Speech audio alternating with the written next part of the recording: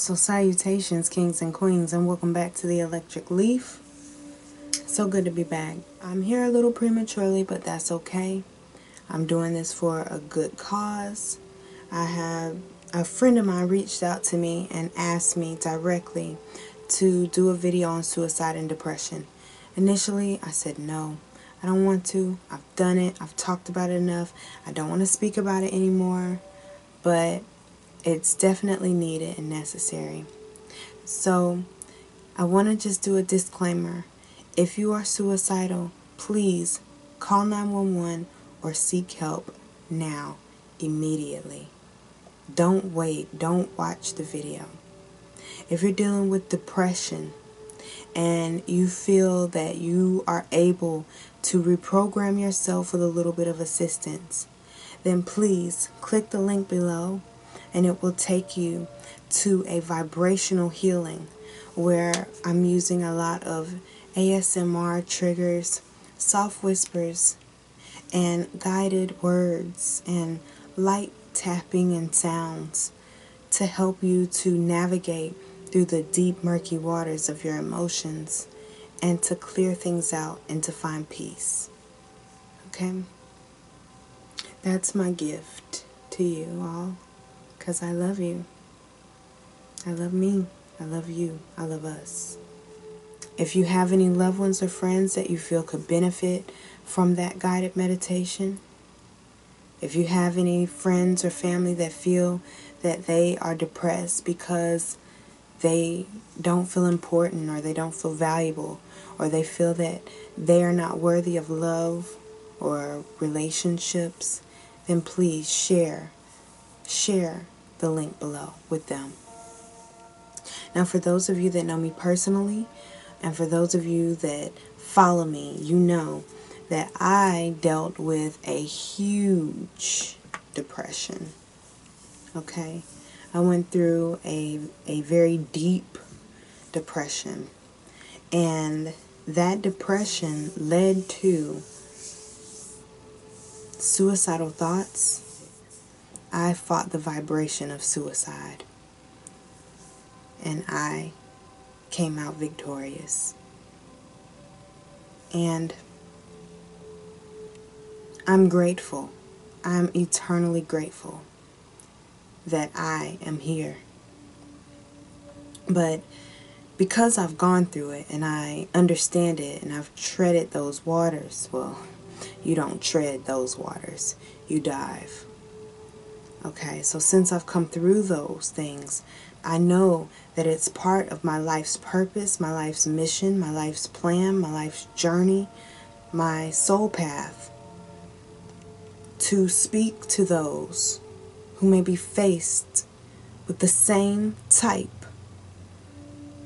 of energies. Now, depression is one thing. You can do a lot of self-reprogramming, self-talk, self-uplifting, self-assurance, self-encouragement, a lot of mirror work, a lot of work in the mirror. But once you have crossed over into the space of suicide or thoughts of killing yourself, you must seek help. You need help.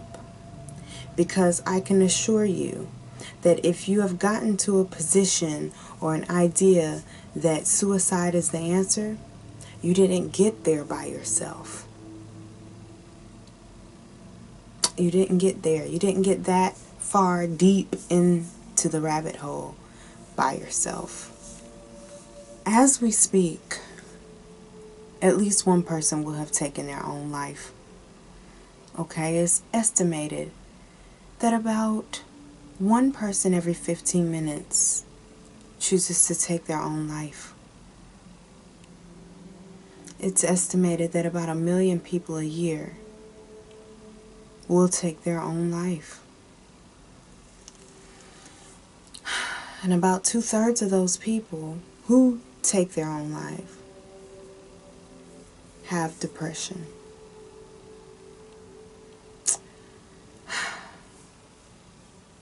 Youth suicide is at its greatest. It's high. It's very high. Our babies are killing themselves. medicalnewstoday.com reports that suicide is the number 10 leading cause of death in America. The World Health Organization reports that suicide is the third leading cause of death among our babies, 15 to 24 years old. It also reports that it's the third leading cause of death for the young adults. A whopping 8.3 million Americans report having had suicidal thoughts within the past year. Now, though, that's 8.3 million that admit that they've had suicidal thoughts. You have a whole other category of people out there who are afraid to admit because they're afraid that it might cost them their job, cost them their reputation, cost them their respect, and so they suffer in silence. And unfortunately, they are the 1/3, in my opinion. They're the other portion of those who commit to or attempt suicide because they feel that they are so alone. We must remember that the reason that we are here is to experience relationships. Okay, we must remember that first and foremost when we think of ways to overcome suicidal thoughts. And I know for a fact that we're here to experience relationships because have you ever heard of a diagnosis called failure to thrive? Failure to thrive. This diagnosis, especially non-organic failure to thrive, but failure to thrive, it can be caused by a lot of different things, a lot of different disease processes. But if you leave a newborn untouched, if you don't speak to it, if you don't touch it, if you don't pick it up, if you don't have organic touch, the baby will fail to thrive. It will die. This is the number one reason that I know that we are here to experience relationships, healthy, loving relationships on the physical plane. Because abusive touch, abusive words, an abusive energy towards the baby, it does not help the baby to survive either. Abuse can also cause failure to thrive. Now, there are some non-organic cases of failure to thrive that have ended in death, and it had nothing to do with abuse or neglect. Some things are just the will of the energies around us. I want to address the problem of why these babies die when they are not touched. And it comes back down to the fact that heart space, heart chakra, heart energy. Our arms and hands are an extension of our heart energy. Okay? Our arms and our hands are an extension of our heart energy. So that means that human touch is activation. Human touch is activation. Our touch activate each other. Okay? Now, heart disease is the number one leading cause of death in the world. In the world. Okay? Now, many of us understand that the heart is the pacemaker. The heart is always in a rhythm. The heart is always sending out a vibration. The heart is what generates our electromagnetic fields, or, as some would know it, our aura. This aura is highly magnetic. This pulse, this vibration that is being generated is linked with thoughts and emotions. The thoughts and the emotion is what animates and colors these vibrations. Okay? It's what animates and colors our aura. Okay? So, as we go through the day, we have to know that we're attracting that which we are calling towards us with our electromagnetic fields. Okay? So, we have to stop and think about what thoughts are we having. It's so important that if you're battling depression and if you're battling suicidal thoughts, you must take inventory of your thoughts. What are you thinking about?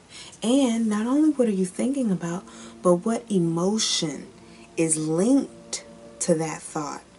What emotion is linked to the thought? You've got to make that connection. And then once you've made that connection between the thought and the emotion, the thought and the feeling, now you need to step away from it and just observe it. Observe the thought and the emotion. Observe them. Now that you've observed your thought and your emotion, and you're completely detached from an outcome or from manipulation of that thought and emotion, now what I want you to do with that is mull it over a little bit. See if it serves you. Weigh it out.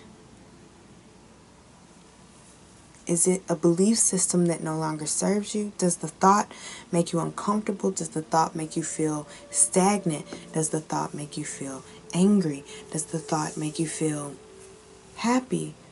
What does the thought do?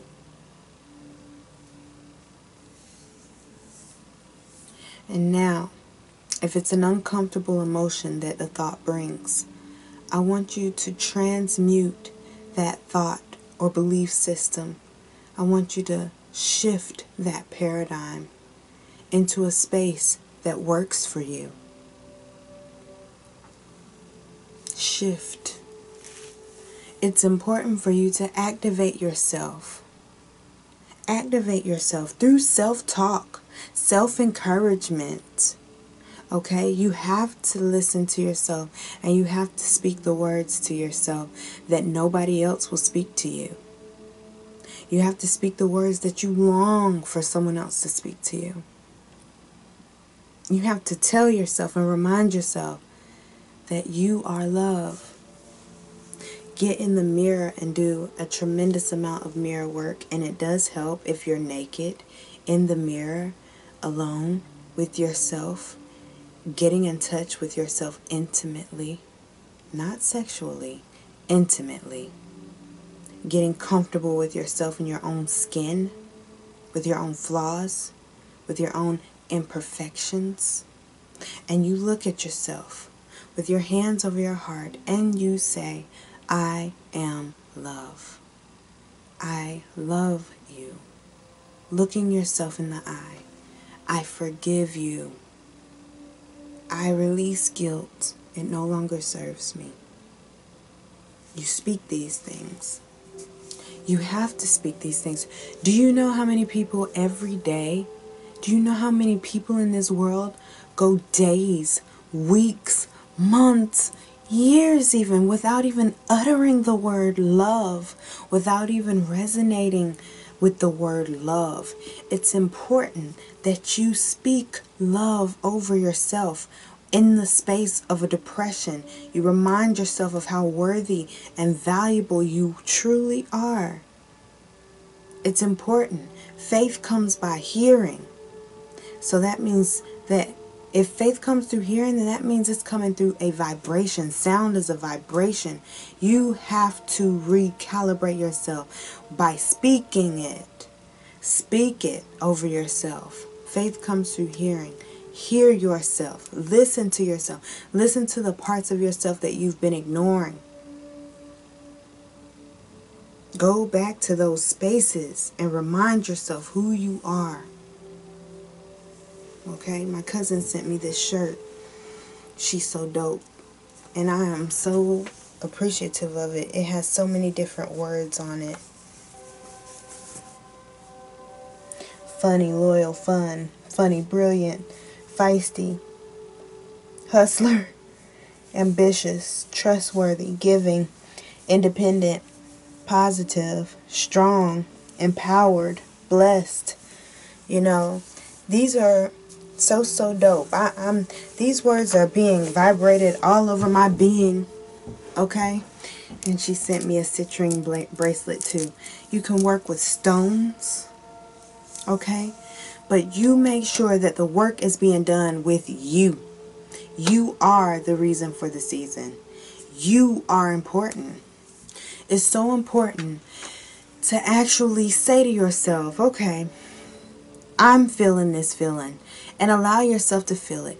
Ride the wave. Don't fight the wave. Emotions are associated with the element of water. And it's because you cannot fight your way out of it. You can't swim up the waterfall. Okay? You can't swim out of a whirlpool. You need to ride it out. Okay?